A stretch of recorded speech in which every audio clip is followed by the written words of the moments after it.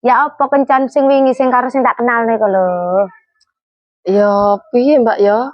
Cocok sih sebenarnya aku nang wong iku. Arek loman tak gak?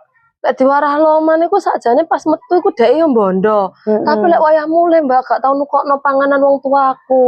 Lho alah. Dadi aku sing nukokno. Oh, dadi awakmu ngomong nang nggonane ibumu seakan-akan iku teko pacarmu. Iya, dhek iku koyo lumane nang aku ya, nukokno sembarang kali. Tapi pas wayah mulih iku gak bungkusno wong tuaku. Dadi aku bungkusno. Terus apa awakmu terus sing nukokno gawe mulih nang omamu? Iya, dadi boleh aku ngomong nang ibuku iku ya sing nukokno kenal aku mau ya ibuku seneng Mbak ya. Iya. Tapi kenyataannya aku sing nukokno. Walah lah kok koyo ngono. Gak paham. Engko tak sendiri ae ya. Wis ditukokno apa ae? Gawe camer. Iya Mbak nyentulung ka sampean warah ngono.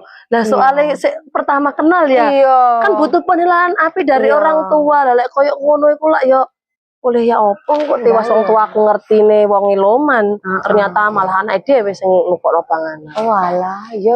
Iya ya wis tenang ae, tenang kok tak omongno. Kok omongno temen yo? Iya ya beres.